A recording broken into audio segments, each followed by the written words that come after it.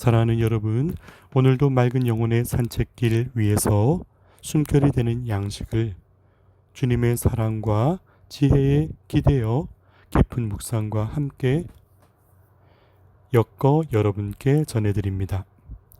오늘은 어느덧 2020년 7월 10일 연중제 14주간 금요일을 맞이하네요. 저는 오늘 주님의 말씀을 가슴에 새기면서 이런 비유를 마음에 떠올려 보았습니다. 이 비유의 근거는 고대 그리스 신화에 두고 있는데요. 잠시 주의할 것은 우리 이런 여러 민족들의 신화적 측면이 하나의 우화, 즉 사람들이 만들어낸 어떤 비유, 그리고 사람의 소망과 또 갈망이 반영된 내용을 많이 담고 있어서 우리가 신앙 안에서 받아들이는 하느님으로부터 오는 계시와는 다른 측면이 있다 하는 것에 대한 분별과 주의가 요구된다는 걸 미리 말씀드리고요. 그러나 오늘 이 비유를 떠올린 것은 거기에 담긴 내용이 시사하고 또 고민하게 하는 것과 연관이 되어서 인용해 보고자 하는 것입니다. 제목은 판도라의 상자입니다. 많이 들어보신 이야기죠. 그 내용의 골자를 추려본다면 이와 같습니다. 곧 신과 인간 사이에 중개자로 나셨던 프로메테우스가 신께 드리는 제사의 제물을 보기 흉하게 만든 살코기와 그것을 기름진 비계로 또 아름답게 둘러싼 뼈로 감싸서 포장한 채로 이렇게 제물로 바치는 내용이죠. 이런 헛된 겉보기 제물을 신이 그 내용물을 알고 나서 인간에 대한 엄청난 분노를 쏟아붓게 되지요. 따라서 인간의 지혜가 성장하지 못하도록 불을 빼앗게 되는데 그것에 대하여 고뇌하던 프로메테우스가 다시 불을 훔치게 되는 사건이 벌어집니다. 이런 사실을 알게 된 신은 더 크게 분노해서 프로메테우스에게는 날마다 독수리에게 간을 파먹히는 형벌을 내리게 되고 거기에다 분노를 멈추지 못해서 인간에 대한 재앙을 돌려주게 된다는 내용입니다. 그 재앙이 다름이 아니라 아름다운 여인 판도라와 함께 그녀에게 맡긴 상자를 인간에게 내려보내는 건데요. 프로메테우스의 동생이었던 에피메테우스가 또 여인에 대한 아름다움에 마음을 빼앗기고 또 호기심에 상자를 열게 되면서 금기된 상자의 봉인이 해제되고 그 안에 가둬져 있던 질병과 재앙이 이 세상에 쏟아진다라는 것을 아주 주요한 주제로 다룹니다.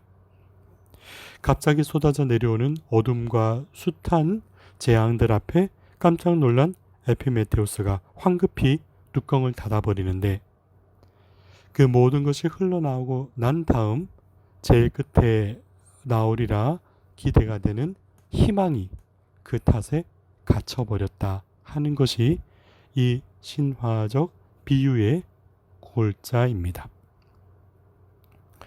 어쩌면 이는 조금 더 이 모든 상처와 어려움들을 견뎌내면 희망이 주어질 수 있다라는 그런 긍정의 메시지도 담고 있고 또 한편으로는 그 희망이 다가오기까지 우리가 감내해야 되는 어려움들과 힘겨움 앞에 얼마나 나약한가를 보여주는 내용이기도 하지요. 이는 어쩌면 당시에 인간이 겪었던 절박한 상황 속에서 어떻게 우리가 다시금 희망의 불씨를 지필 수 있는가 하는 것에 대한 고민을 이러한 신화적인 비유로 표현했던 것이 아닌가 생각이 듭니다.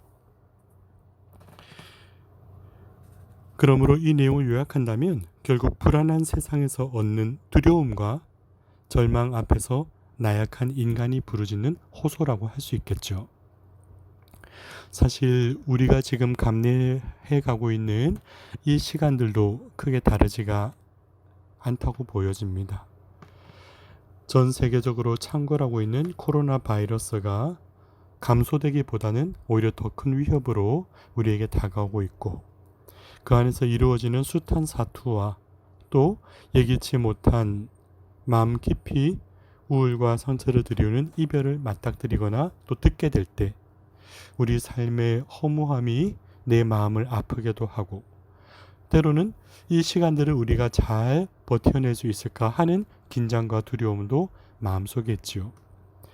비단 코로나뿐만 아니라 또 각국에서 발생하는 다양한 질병들도 거기에 더하여 불안감을 더 키워가고도 있고 사실은 이런 육체적 우리 생명을 좌우하는 질병만이 아니라 우리가 살아가는 삶의 현실, 관계, 여러분들이 디디고 살아가는 가정 안에서 또 인간 관계 안에서 나 자신의 삶의 의미에 여러 가지 고뇌 안에서 우리는 참으로 나약한 존재구나 라는 것을 거듭 체험하고 또 아파하는 때가 아닌가 싶습니다.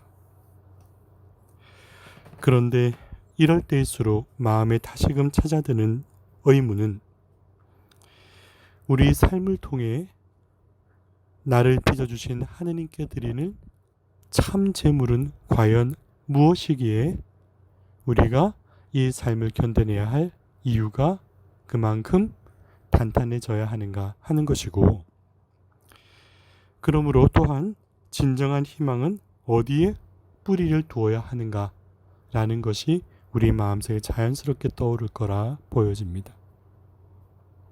결국 제가 줄곧 강론이라든가 이 묵상 내용을 통해서도 되새겨보고자 하는 것 하느님 앞에 선 내 삶의 목적은 무엇인가로 귀결되는 내용이기도 하죠.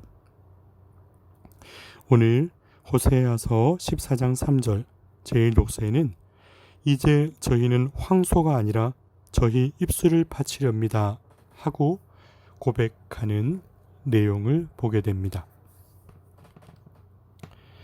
황소가 뭘까요? 이 정도면 신께 간합되겠지, 받아들여지겠지 하고 우리 마음으로 자만했던 결과를 상징하는 것이 아닐까요? 남보다 이 정도면 괜찮지 않은 비교 우위, 우쭐거림, 내가 스스로를 드높인 듯한 나의 이름값, 내가 살아왔던 백그라운드, 즉 배경, 환경, 혹은 내가 누군가를 좀 아는데 하는 타인의 이름, 나는 이만큼 영향력이 많아 하는 관계의 폭,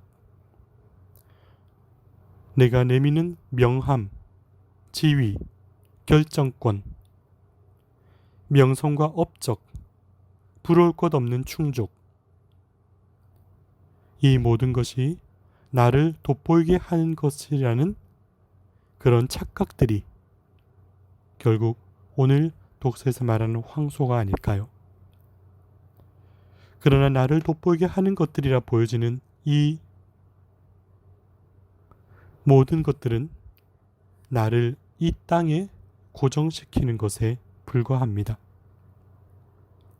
그럼 주님께 바치는 나의 입술은 무엇인가요?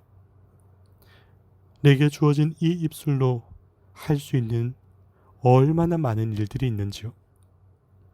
내 영혼이 드릴 수 있는 고백, 너를 향한 위로와 용기, 격려와 사랑, 진실되고 깊어진 영혼의 목소리, 지혜로 비추는 빛, 맑은 영혼. 이렇게 입술로 드리는 것은 나를 땅으로부터 자유롭게 하고 하느님을 향해 하늘나라를 향해 발돋움하게 하는 가장 큰 축복의 요소가 됩니다. 나를 땅에 묶어두게 하는 황소가 아니라 당신을 향해 드러높이게 하는 이 입술에 담긴 말씀을 기뻐하게 하소서. 이 세상의 세태를 바라보면 관계와 이익이 다하면 어느덧 그 겉모습의 화려한 빛은 사그라들게 마련이지요. 외려 우리가 참으로 찾고자 하는 것은 마르지 않는 우물에서 맛보는 생명수와 같은 그 맑음, 청량함이 아닐까요? 오늘 호세아서 14장 9절부터 10절 사이에 나는 싱싱한 방백나무 같으니 너희는 나에게서 열매를 얻으리라. 지혜로운 사람은 이를 깨닫고 분별 있는 사람은 이를 알아라 하고 예언자를 통해 우리에게 사랑의 권고를 일러주십니다. 너희는 나에게서 열매를 얻으리라.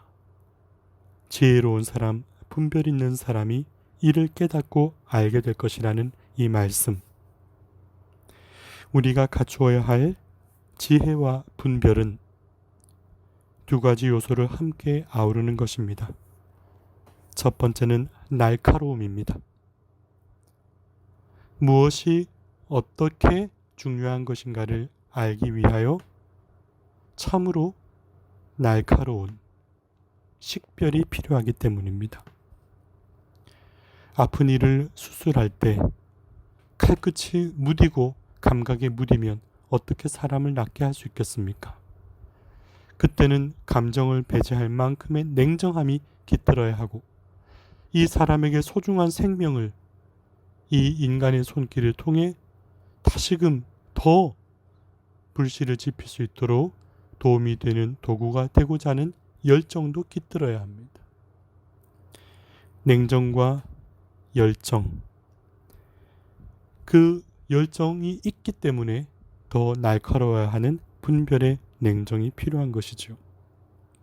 그러나 이는 또한 때묻지 않은 아름다움에 대한 온유함, 결국 내 앞에 놓인 한 사람에 대하여 그에 대한 연민과 그를 사랑하는 이들 품으로 돌려보내기 위한 그 사랑이 있기 때문에 오히려 더 차가운 냉정을 필요로 하는 그런 때가 우리에게는 참으로 중요하게 요구됩니다.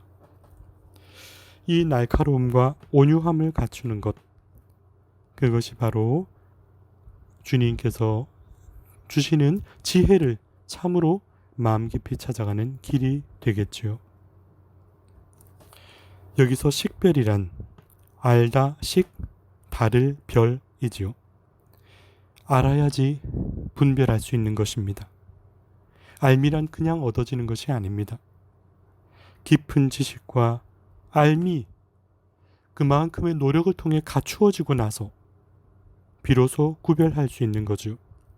이 구별의 근거가 되는 것, 명확성의 근거가 되는 것이 바로 깊은 지식과 알미입니다. 주님의 말씀을 전하는데 대충 살았던 삶으로, 알량한 지식으로 말씀을 전할 수 없잖아요. 너무나 부족한 저이고 또 부족한 말씀을 전하는 저희들이지만 주님의 말씀에 깨어 있으려 노력하고 또 사람의 삶에 대해 고민하고 하루도 걸을 수 없는 묵상에 물드는 것, 그것이 바로 주님께서 주시는 소중한 사명이라 믿기 때문이지요. 또한 온유함은 그 주님의 말씀으로 이 한 사람 한 사람, 몇 분의 청취자께서 들으신다 하더라도 그 한 분의 한 분의 삶을 주님의 사랑으로 품어 안는 너그러움, 그리고 그것만이 목적이 되고 기쁨이 되는 순박함에 대한 갈망이 위로가 되었으면 하는 마음으로 열어가는 시간들 아니겠어요? 오늘 마태복음 10장 16절 복음에는 그러므로 뱀처럼 슬기롭고 비둘기처럼 순박하게 되어라 하십니다.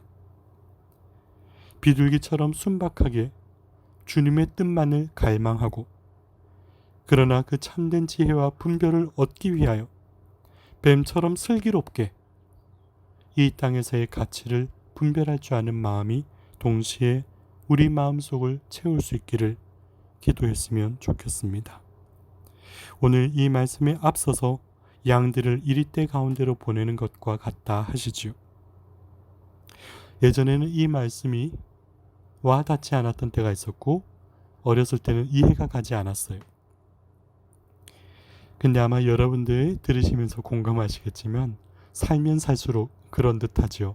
아니 정말 그렇죠.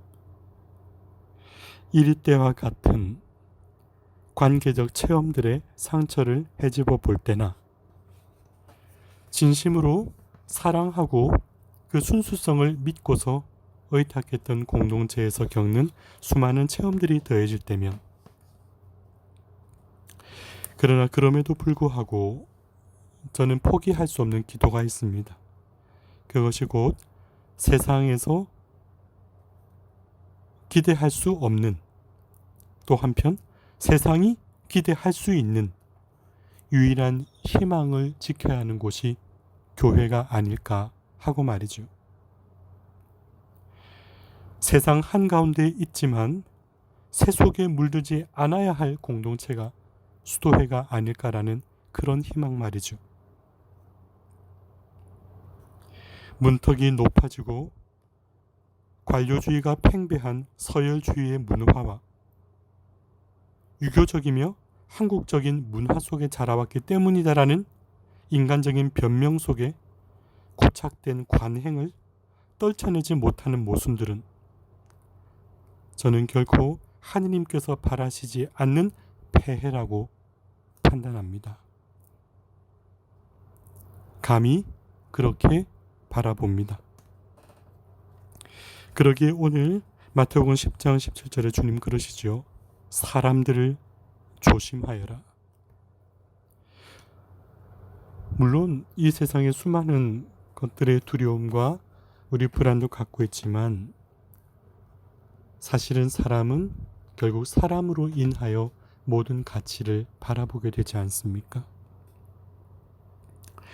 이 사람이라는 나약한 존재들이 이루는 모순적인 부딪힘의 소음들, 그리고 거기서 부대껴서 생겨나는 생채기들, 그 안에서 가끔은 희망이라는 단어가 아련하고 요원해 보인다 말이죠. 마치 판도라의 상자에 갇힌, 그래서 우리 가운데 아직 도달하지 못한 단어처럼 말이에요. 하지만 참된 지향을 갈고 닦아 간직하고 남들 보기에 고지식하다 보일지 몰라도 그렇게 아둔한 주님을 따르는 가난과 하느님 사랑에 대한 순수를 지켜내는 일, 그러므로 참 지혜가 이 한가운데 세상에 있음이란 세상이 가져다 준 오류에 묻히지 않고 공동체에 굳어버린 허울뿐인 복음에 매이지 않도록 성장과 성숙의 노력을 게을리하지 않는 것, 이것이 바로 희망을 향한 나의 견딤이리라 가슴 깊이 새깁니다. 견딤이란 말해야 될 때 비겁하게 침묵하는 것을 말하는 것이 아닙니다. 그러면서 감 떨어지듯 아무 일도 하지 않으면서 기다리는 것을 말하는 것이 아닙니다. 오히려 원하시는 때에 드러낼 수 있는, 내가 아닌 하느님이 주인으로서 드러날 수 있는 영광을 보여줄 수 있게 힘을 갖추는 것, 그것이 바로 꺼질 수 없는 희망이기를 기도합니다. 마태복음 10장 22절 오늘 복음 말씀 가운데 너희는 내 이름 때문에 모든 사람에게 미움을 받을 것이다. 그러나 끝까지 견디는 이는 구원을 받을 것이다 하셨습니다. 세상의 어떤 가치가 아니라 내 이름 때문에, 주님의 그 마음을 살고자 하기 때문에 미움을 받을 것이고, 그러나 끝까지 살아있는 심장으로 주님의 영혼을 가꾸면서 성실하게 살아가면서 견디는 이는 구원을 받을 것이다. 다시금 참으로 송구가 외람되지만 우리가 살아가는 삶 수백 년 되는 거 아니잖아요. 이 살아가는 그리 길지 않은 삶의 여정 동안 내 삶이, 이 숨결이 내 영혼 안에 머물 때에 사랑하는 이들에게 기꺼이 내어줄 수 있는 밥 한 그릇 되는, 양식이 되는 그런 삶이기를 소망하면, 그것이 우리가 영적으로 궁극적으로 갈망해야 될 그 희망의 이름, 구원에 다다르는 것이 아닐까요? 세상에 아무리 떵떵거리고 높은 사람인 척 산다 할지라도 하느님 앞에 우리는 그 사랑을 충만히 받기를 갈망하는 피조물임을 고백하는 것보다 더 큰 은총과 큰 행복이 어디에 있겠습니까? 오늘 이 말씀들의 하나하나 녹여냈던 묵상들이 때때로는 살아가면서 억울할 때 있고, 마음의 갑갑함이 치유되지 못해 상처받을 때 있고, 홀로 흘리는 눈물 속에 외로움이 있는 분들에게 특별히 치유의 메시지가 되어드렸으면 좋겠고, 그런 사랑으로 엮어지는 매일매일의 동행하시는 주님의 발걸음이 여러분에게 끝없이 갈망할 수 있는 참 희망으로 자리 잡았으면 좋겠습니다. 오늘도 산책길 위에서 띄워드리는 이 작은 묵상의 한 자락이 숨결이 되는 양식이 되기를 희망하면서 작은 목소리에 띄워 여러분께 보내어 드립니다.